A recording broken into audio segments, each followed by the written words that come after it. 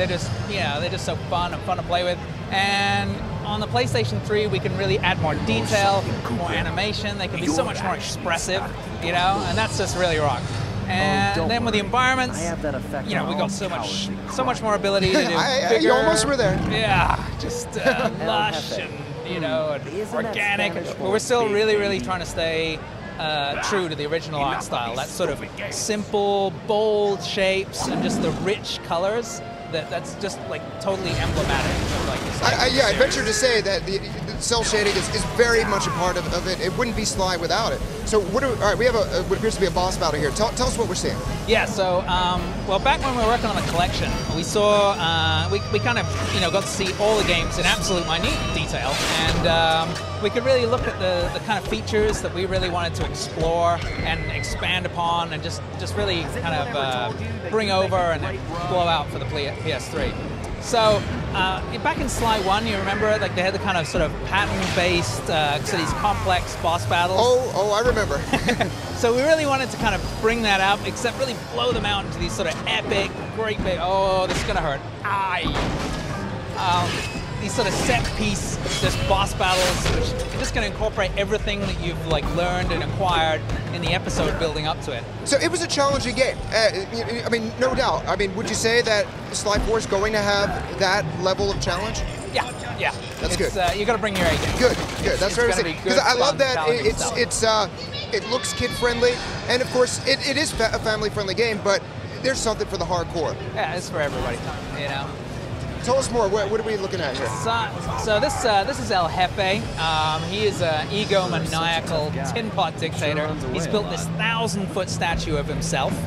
Little ego issues, And so Sly's chased him all the way to the top, and he's finally able to confront him. And something else that we really wanted to go with in the boss battles is just level destruction. We're just going to blow the snot out of the place, By the time they're done, there'll be just a couple little burnt toothpicks at the bottom, It's just giving that epic kind of feel. And now you'll see how the gameplay expands. That sort of pattern-oriented.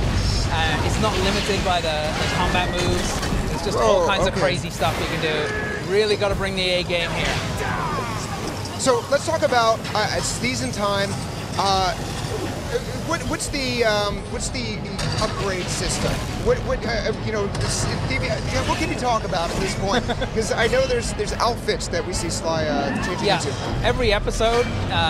What are we seeing right there? So here you've collected a suit of armor. Now, in the original games, costumes were disguises. Yeah. But in Thieves in Time, all these costumes will have an innate special ability. So this one is this suit of armor is not only impervious to fire, but it also comes with this really cool shield that allows Sly to deflect the incoming fireballs. So you can see him using it right here. Yeah, sort of like a samurai type of outfit. Yeah. Very cool. And so the cool thing about the costumes is you can then go back to previous episodes with the costume on, and then you can explore areas that you couldn't get to before because you can use the costume ability. Is there going to be a lot of collection? Because, I mean, that's part of the fun. I would say, there's the action, there's the platforming, and there's collection is a huge part of the Sly universe. And the clue bottles are going to be back. You're going to be hunting around for all kinds of stuff in the levels. A lot of going back and forth and revisiting things and uncovering new things. So, really, evolve the game, just kind of, it would just seem like a natural progression as you played the Sly collection and then moving into Thieves in Time. I really love how you're stalling now, aren't you? Because the longer we talk, the longer you have to stay alive. I'm going 10 more minutes, I don't care. All right, so, all right, we have a good cinematic. When you beat him, I'll stop talking for a small amount of time. Sucker Punch, they created Sly 1, 2, 3. What's it like taking over the reins, and are you working with them at all? They are awesome. I mean, we got to work on the collection, and got to work closely with them. Looking at their code base, and I mean, their kung fu is very, very strong. They are an amazing developer, and it's just been an honor to work on the series. It was super presumptuous of us to put this out there. We're like, and they've been really cool, and and we're just like super excited. It's just such an honor. All right, here's that cutscene that was being referred to. Oh yeah, we're gonna see a little bit more level destruction here. taking the place apart. So where in the game is this? Is this towards the beginning or? It's towards the middle. Yep. Yeah. Not the beginning, not the end. It's yeah, somewhere in between the two. It's definitely epic, and that's what I love about the Sly series. The boss battles are really tough, and it's you're not going to be likely the first time you face them, but it's old school gameplay where it's satisfying when you finally do succeed. Yeah, good balance, challenge. So this is new to me. I don't recall seeing that recently. Which one? There's the radar.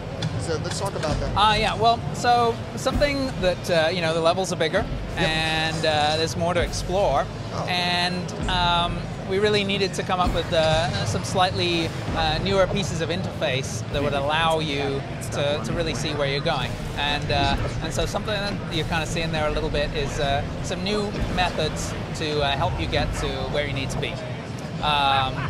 Yeah, because you got a lot more space, to hunt around in, to explore. So I know the community has been crazy. I was going to say, how come you didn't tease this at all? But I think maybe. I have no idea. I have no idea what we're talking about here.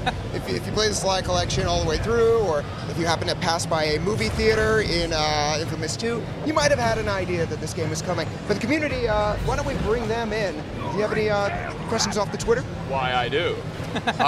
Sid Schumann. Why, hello there. Cheers. Good to meet you. Lucas Bullock has a good one here. He's been watching the live streaming. He wants to know whether it's possible to play the entire game without using any of the extra costumes. No.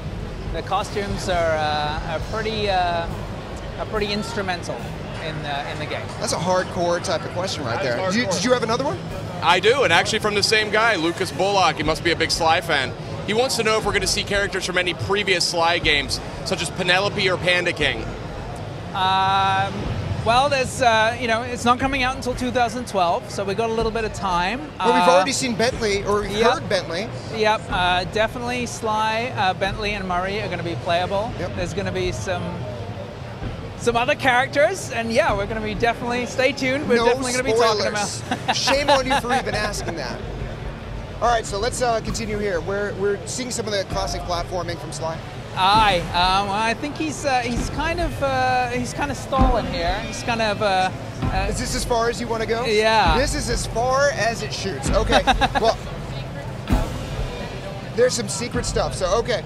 Well, I thank you very much, Glenn, for taking time to show us Thieves in Time. Sly Cooper, Thieves in Time. And 2012, like you said. It's good to see, as a Sly fan, that with you guys, the series appears to be in great hands. You're right next door. Come on down anytime. This is true. They work right down the block, and I'm going to have to take you up on that. Thanks very much.